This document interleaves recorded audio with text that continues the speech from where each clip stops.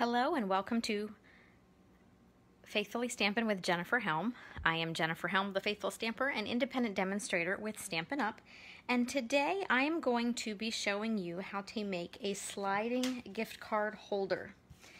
This is a very simple gift card holder with a simple sliding mechanism that brings your gift card up when your recipient opens it. I didn't have a gift card handy today, but it would go right in here. And so I'm going to show you how to make this gift card holder with very minimal supplies, and you can make them for any occasion. So, the first thing that you will need is 2 pieces of cardstock. One that is 5 inches tall by 2 3/4 inches wide, and a second that is 4 by 11. And you will need a paper trimmer scorer or a scoring tool of some kind, as well as scissors. A paper trimmer scorer, like the one I'm bringing over right now, will make your life very easy with this project. So I'm going to open up the extended cutting bar here. It's always fun juggling this on my workspace. So the first thing I'm going to do is take my small panel, my 5 by 2 3/4 inches, and I'm going to turn it so the 5-inch side is at the top. And what I love about my paper trimmer score is it has measurements on both sides of the cutting path. So if you're working with smaller measurements, sometimes it's easier to have them on the right side. It really doesn't matter, it's your preference, but very handy to have sometimes. So I'm going to line this up at the 1/2 inch mark and score it. So basically you want to end up with a 1/2 inch panel and then the remainder of your panel. And set this aside. And then you want to take your 4 by 11 piece, and we're going to start on the 11-inch side. And we're going to score at 2 1/4 inches, just scoring at the moment, and then 7 1/2. Then you want to turn your paper so that you have your small panel at the top. You've basically divided this into 3 sections. The smallest will be at the top. And so I'm going to line it up again using this 1/2 inch mark on the right side. And this is a 2-step process on this step. So the first thing you're going to do is score it 1/2 inch all the way down, but then don't move your paper. Now, the paper trimmer scorer has the scoring blade, which is the light colored one, but it also has a cutting blade. So I'm going to lift the arm up without moving my paper and slide that cutting blade up to the top. And the first thing I'm going to do is cut down to the 4-inch mark.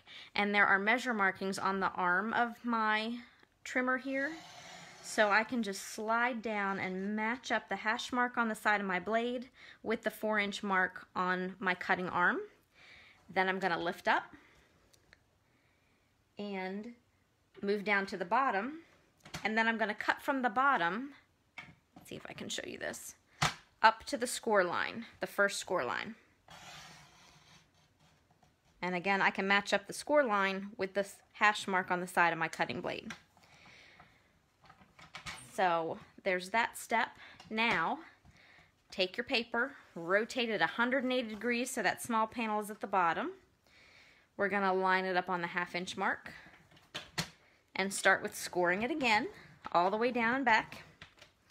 Now this time, since we flipped it around, let me see if I can lift this up again. I'm going to score from the bottom and cut up to the 7-inch mark. Again, lining up those hash marks. Then I'm going to lift, slide my blade to the top, and now I'm going to cut down to this first score line, which is about 3 1/2 inches. And that is all the cutting and scoring I need to do with this, so I'm going to move this out of the way. And so you should have a panel that has wings on the side. These aren't completely detached. You'll have a small portion that's still attached, and these are how we're going to create our flaps. So the next step is to take your scissors, and we're going to trim on the score line where the cutting line stops. So just cut straight across that score line. And then on this side there isn't a score line to see, but you can see where your cutting line stops. and you're just going to cut straight across there. And if it's not perfect, it's okay, because it's going to be inside the project when we're finished assembling. So again, trim on that score line, and then again here. And now that you've got that finished, what you need to do, or what I recommend doing, is beveling your edges. Just trim them at a slight angle. I find this makes assembly easier for things like gift card holders or boxes, things like that. Doesn't have to be a perfect angle, it just has to kind of trim those corners. And then move your scraps out of the way, so you will have a piece of cardstock that looks like this. So what I'm going to do next is stamp the inside of my gift card holder. And I find it easier to get this done and then assemble the rest. So you can fold on your score line. You're going to fold the little flap back, because that's how we're going to attach it to the card. And then I am using tonight petal pink cardstock, and the Designer Series paper I chose is from our Peony Garden set. So it's this beautiful grays, matches very well with the petal pink. So I'm using basic gray ink, and the stamp that I'm using, this is a Mother's Day gift card holder, since that's coming up quick.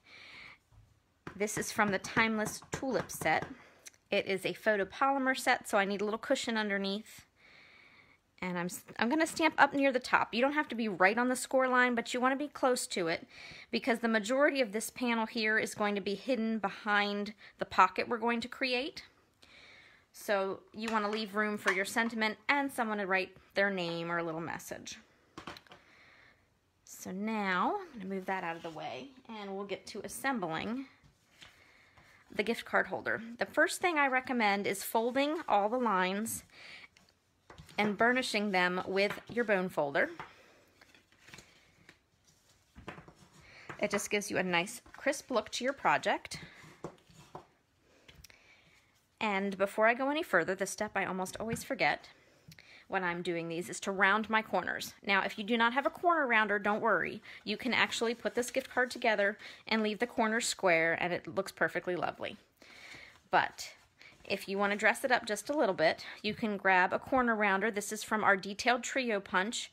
It's 3 punches in one, and I can line up my paper. There's little guides that your paper nestles right into to find your corner. And then the trick with this one is push with your whole hand. Don't just push on the side you're using, whole hand. Otherwise, sometimes it doesn't want to work the best. And if you use your whole hand, it won't fight you at all. So now I have beautiful rounded corners on my gift card holder.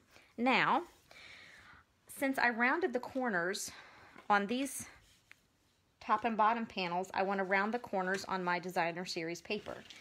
These 2 pieces of Designer Series paper are 2 3/4 inches wide by 2 inches, and then 2 3/4 inches wide by 3 1/4 for the bottom. So what I like to do is I like to lay them on my gift card holder and eyeball which corners I need to round, because if I didn't do that, I'd probably round the wrong corners. But by rounding the corners, I have a beautiful panel, perfectly shaped to fit my gift card holder. And again, here on the bottom. So now, I like to flip my gift card holder over when I'm attaching. It just gives me a flatter surface to work with. So I have some Stamp and Seal, one of the adhesives that we have in our product line. And this is great for adhering paper to cards or scrapbooks. If you want something a little stronger, we have our Stamp and Seal Plus, which is great for 3D projects. And so I'm just using this Stamp and Seal to attach these panels of Designer Series paper.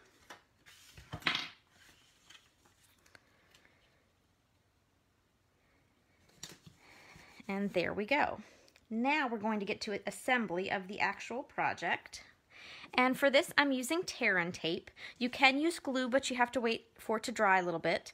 So we're going to put the tear and tape on the flaps.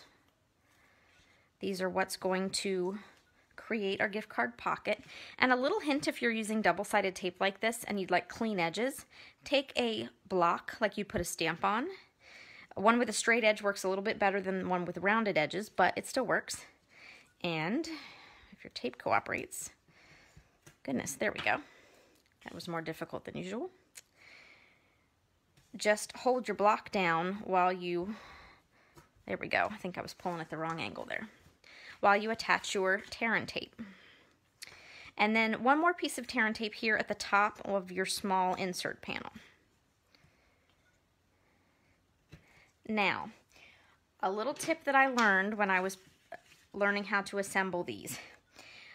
I found it easier to attach my insert before I closed up my gift card holder, because if I closed up my pocket and then tried to attach this, there was no way to get the insert in the pocket without bending my cardstock. I ruined a sample, so don't do that.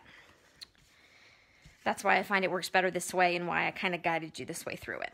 So I'm going to take the backing off my tear and tape and flip this panel over. So I'm attaching this panel. It's got the tape here. I want to attach it right above the score line on the top inside portion of this small flap. So I like to hold it just a little up in the air so that this bottom edge touches first. I can see what I'm doing, line it up, and then press down when I've got it positioned correctly. And then I can fold it over like this. And now, I tend to turn it sideways when I'm working. Peel the backing off your two tabs on the inside, or the sides, I guess. And I like to hold them just a little bit flat with my finger and then fold up and press from the bottom up. And now I've got my gift card pocket formed and my insert is doing what it should. So when you go to put your gift card in, you can slip it right here. I recommend using just a glue dot or two to stick your gift card there. Now to finish this, you want a stamped image of some kind. I'm going to use a flower from the Wild Rose stamp set.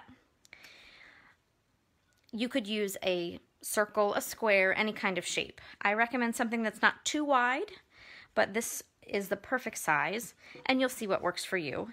And you're going to want to attach this with dimensionals, but only on the top flap. Because if you put them on both flaps, then your card will be stuck together. So top only. And then just position your shape, whatever it may be, there. And this is perfectly lovely the way it is, but I want to make sure it stays closed. So I could have used a Velcro dot and attached the Velcro dot here under the shape and then the other half underneath here. But I decided to make a belly band with some ribbon. So I'm going to show you how to do that. And my little bow has walked away, but that's okay. So the first step is take a piece of ribbon, and I'm going to cut it so that it wraps around and overlaps just a little bit on my project. I don't need a lot of overlap. And I'm going to take some glue dots to tack this ribbon down. Now, you want to keep your ribbon towards the bottom of whatever shape you have chosen, whether it be a flower or a circle or a square. You want it just enough to cover the bottom to keep it closed, but that your recipient can easily open it.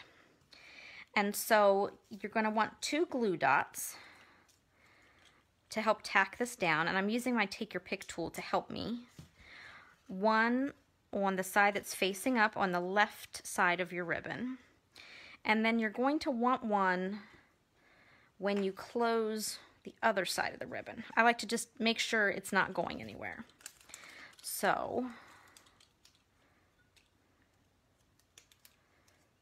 I'm going to fold this closed, hold that down, Get my glue dots situated. There we go. And then fold the other end of the ribbon in. So you've got double glue dot closure here. There we go. You want it snug, but not too snug. Now, I had pre-cut a bow, which is apparently, oh, here it is, it was hiding. I'm not the best at tying bows on camera. So I tied a bow in matching ribbon, and what I'm going to do is I'm going to tack this to the ribbon and hide that seam. Now you can use one solid piece of ribbon if you want and just tie a bow that way.